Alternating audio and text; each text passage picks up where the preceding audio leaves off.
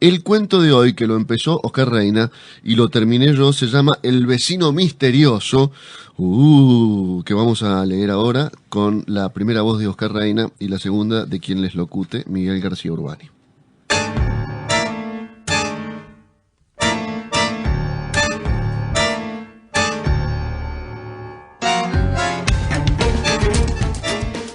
Hacía como 2 meses que vivía al lado de mi casa y yo ni me había dado cuenta.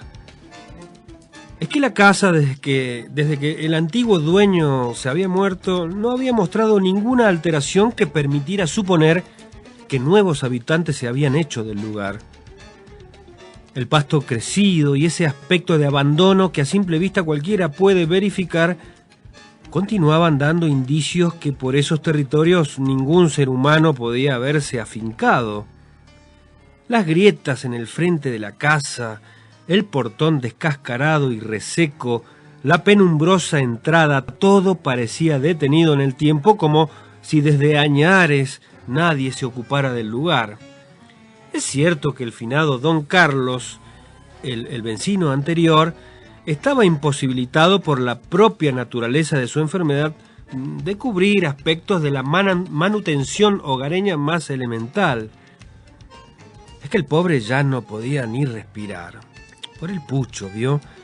Y en los últimos tiempos lo veíamos salir a andar lastimosamente a duras penas, allí a la vereda, acarreando un tanque de oxígeno para auxilio de sus ya inexistentes pulmones.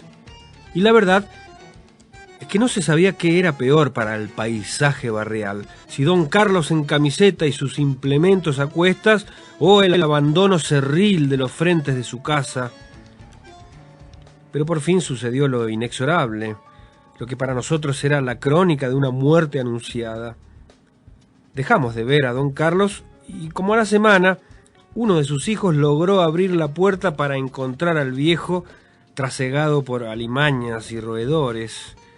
Pero ¿cómo puede ser, alguien me preguntó, que no se haya dado cuenta de la falta de don Carlos, cuando todos fueron dando voces de alerta ante la falta de movimiento en la casa, y además que no me haya percatado del sensible aumento de ciertos olores nauseabundos que algunos comenzaron a denunciar hasta dar con uno de sus hijos?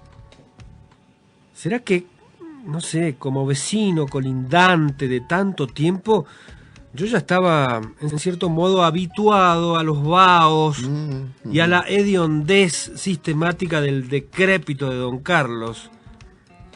Pero lo extraño de todo esto es que recién ahora me entero por comentarios del almacenero que hace como 2 meses ya cuento con un nuevo vecino. Tan rápido. ¿Pero cómo puede ser?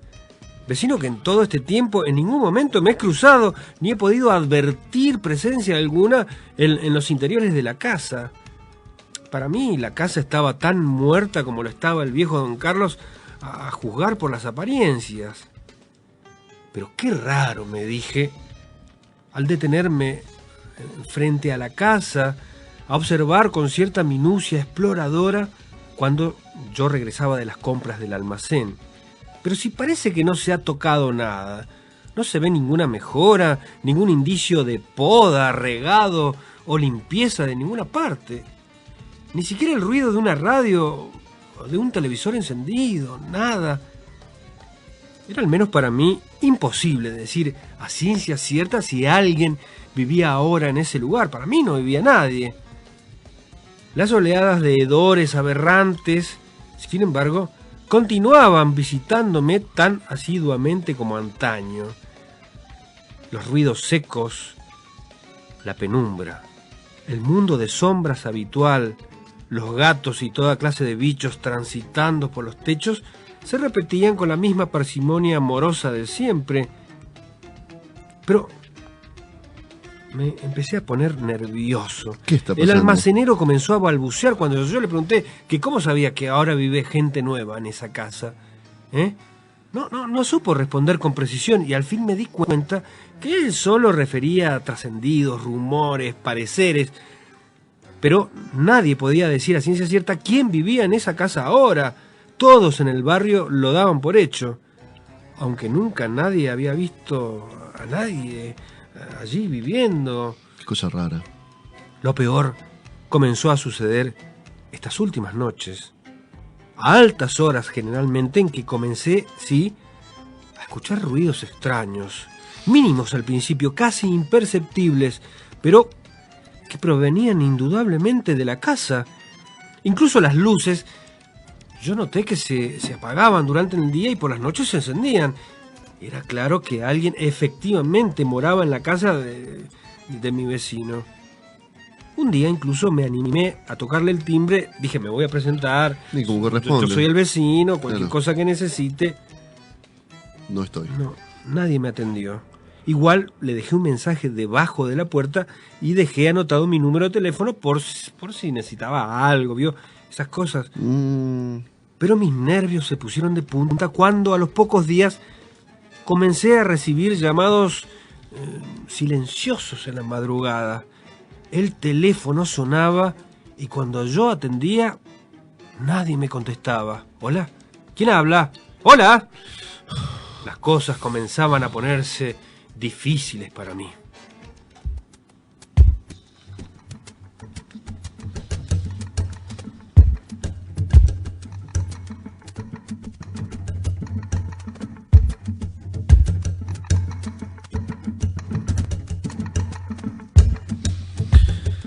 En la mañana, bien temprano, escuchaba desde el otro lado de la medianera una radio que pasaba polcas y pasodobles y a un locutor que mezclaba noticias raras con propagandas no menos extrañas.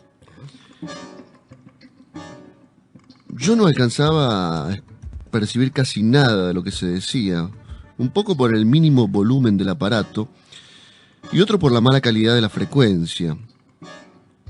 Yo me empinaba distraídamente allá en el fondo de la casa, como para cortar un higo o un racimo de uva, Claro. y de paso ver quién era el que escuchaba esa radio. A ver. Pero no alcanzaba a ver nada. Todo lo que se podía vislumbrar era lo que yo ya conocía, lo de siempre. La galería que se caía a pedazos, el techo de cañas apolilladas, una puerta de 2 hojas pintada hace medio siglo de gris verdoso, una canilla de bronce que goteaba incansablemente y que era la responsable de la mayoría de los hedores de la casa. Esa canilla. Y si me empinaba un poquito más, alcanzaba a ver la puerta de la cocina, siempre entreabierta, desde donde salía siempre ese olor asqueroso de guisote y comida recalentada. Inmundicia. Yo a veces recorría todo el dial, tratando de encontrar aquella radio para saber un poco más de mis vecinos misteriosos. Más de una vez pensé que la había encontrado, pero al salir con el receptor al patio para comparar, me daba cuenta de que se trataba de otra cosa. Pero, ¿cómo es posible? Decenas de radios barriales sonaban parecido, pero ninguna era aquella que se escuchaba en la otra casa. Quería sintonizar la misma radio para estar de algún modo en contacto con mis vecinos, saber si eran evangélicos o católicos, si escuchaban a algún santero peruano o a algún manosanta brasilero, si eran argentinos o extranjeros. Pero era imposible averiguarlo de aquel modo. La radio era un murmullo íntimo que llegaba en movimientos de resaca hasta mis oídos. Cuando lo deseaba era incomprensible. Cuando me distraía, alguna frase clara me sorprendía. Como a media mañana la radio se apagaba y no volvía a encenderse hasta la madrugada siguiente. La ansiedad me carcomía y la intriga me empujaba a hacer cosas temerarias. Una siesta, una vez que ya había intentado por la puerta principal y no fui recibido, crucé la medianera y me interné en el patio de mis vecinos. No me digas. Llevaba una excusa bien planeada. Un cuento de que iba a construir una piecita al fondo y que quería saber si le molestaban los ruidos, que a qué hora le convenía que trabajaran los albañiles. Pero no, iba y porque no me tendían la puerta. Por eso me había tomado el atrevimiento de Claro, se entiende. de cruzar la medianera. Buenas. Buenas y santas. Hola, vecino. Buenas tardes. Perdonen que sea tan metido, ¿no? Hola, ¿hay alguien por allí? Buenas.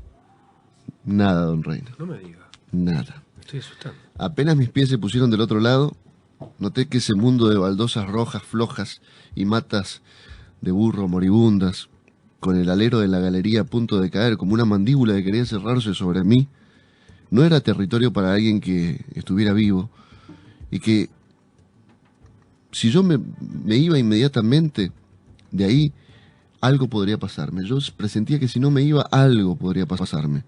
Pero el problema fue que para cruzar de mi lado hacia la casa vecina, puse 2 cajones vacíos, como escalones. Pero ahora, salir de allí no era muy fácil. Di unos saltitos ridículos para montarme sobre la medianera de adobe. Está un poco pesado. Primero, con cierto cuidado por las formas y después con desesperación. Me parecía sentir que una flecha se clavaría sobre mi espalda en cualquier momento.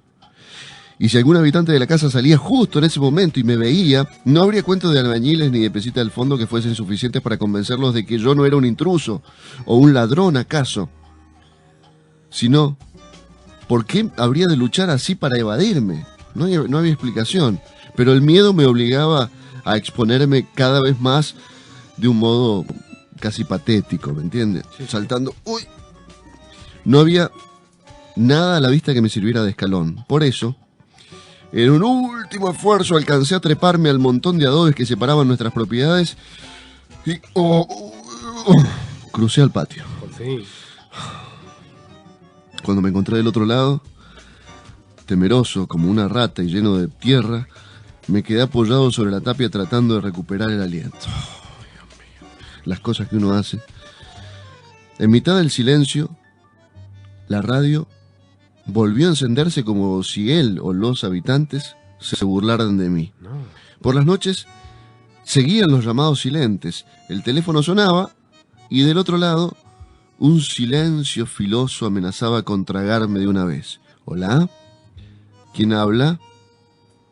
Y colgaba, tlosco, como quien trata de tapar el hueco que amenaza llevárselo a uno a otro mundo. Desde que murió don Carlos, el vecino, las cosas habían salido de su lugar. Los crujidos que yo le atribuía al peso de los racimos de uvas sobre los brazos del parral, ahora me daba cuenta de que venían de la casa de al lado, tal vez de ese alero moribundo que caería en cualquier momento con todas las cañas apolilladas. Con esta realidad, la espantosa figura de don Carlos, su recuerdo, sin pulmones, cargando el tubo de oxígeno, ahora resultaba un recuerdo casi amable comparado con esta ausencia sin nombre que me atormentaba. En este barrio éramos muchos los que vivíamos solos, viudos, viudas, sí, solterones, jubilados, y el caso de don Carlos, muerto y comido por las ratas, no era el único. Doña Ramona, ¿se acuerda? Sí. Había corrido la misma suerte, pero en vez de alimentar a las ratas había servido de vitualla a las decenas de gatos y perros que tenía con ella. Totalmente. Los animales son muy sabios y no desperdician nada. También Cristóbal, el viejo Cristóbal, el marmolero, había reventado de un patatús sobre la mesa de la cocina y allí se había quedado 3 días, como dormido, con la televisión encendida. 3 programas de Tinelli se vio seguidos. Hasta que, como siempre, el olfato de unos alerta la curiosidad de los demás. Mi pesadilla era esa, se lo confieso, morirme solo y que me comieran los pericotes. Tal vez por eso me intrigaba tanto quién vivía del otro lado, porque de última podría pedir auxilio y que alguien acudiera a rescatarme si me pasaba algo, pero aquella ausencia me asfixiaba. Por eso, esa madrugada de la que recuerdo muy poco, sé que la radio se encendió con sus balbuceos sordos mucho antes de lo habitual, como a las 2:30 o las 3 de la mañana. Sonaba fuerte, pero igual era incomprensible. Esos pasodobles eran fantasmales. Noté que se estaban burlando de mí esta vez. ¿Cómo? Que me estaban provocando. No. Salí al patio en camiseta y me decidí a gritarles que, ¿por qué se ocultan? ¿Quién del otro lado? ¿Por qué me llaman tan tarde por teléfono a mí? ¿Ah? Y se quedan callados. Son unos degenerados. Puse un cajón al lado de la tapia de adobe y vi una lucecita que se había encendido en la cocina y sombras proyectadas debajo del alero. No. Sombras que se movían rápido, como de alguien que estuviera preparándose para ir al trabajo muy temprano, o como cuando hay alguien enfermo en la casa y el resto de la familia se desvela para asistirlo. Claro, claro. Con la misma premura y el mismo silencio, todo despacito y rápido. Yo seguía gritando de mi lado, ¿pero qué se creen? Degenerados, que me van a engañar a mí, yo solo, y ustedes allá, y no me contestan. Y yo les exigía que se presentaran. Mi desesperación y mi encono iban parejos con mi soledad. No aguanté más y crucé nuevamente la medianera. Recuerdo cómo mi cuerpo se desplomó pesado del otro lado del piso de baldosas rojas. Eso es lo último que tengo presente. Luego los canallas hicieron el resto. Me metieron en este asilo, casa para adultos mayores que le llaman. Después de dar vueltas por hospitales con la columna partida, me trajeron aquí. El almacenero, después de tantos años de trato diario, tuvo la delicadeza de venir a visitarme el otro día y me trajo la novedad. Desde que mis vecinos viven allí, están felices. Dicen que están felices con mi propiedad, que tiraron la medianera abajo y que han logrado un patio enorme juntando los dos. Y ahora todos están mucho más cambiados de que yo les vendí la casa tan barata.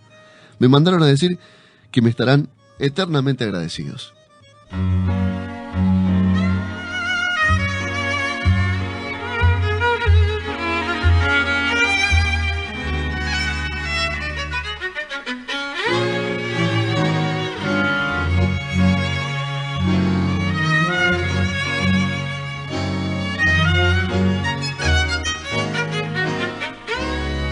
Sollozaron los violines, los fuelles se estremecieron y en la noche se perdieron los acordes de un gotán,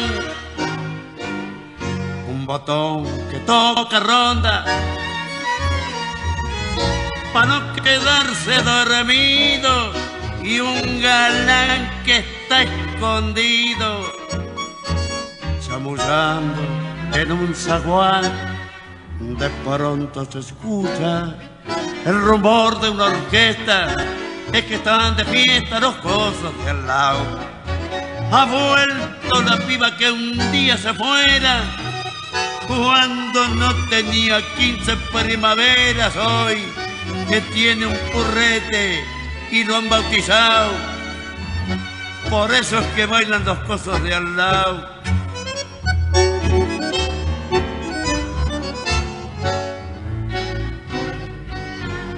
Ya las luces se apagaron, el barrio se despereza, la noche con su tristeza, el olivo se ha tomado, los obreros rumbo al yugo, y como todas las mañanas, mientras que hablando macana, pasa un tipo encurdelao, de pronto se escucha el rumor de una orquesta, es que están de fiesta los cosos de al lado. Ha vuelto la piba que un día se fuera, cuando no tenía 15 primaveras, hoy tiene un porrete y lo han bautizado. Por eso que bailan los cosos de al lado.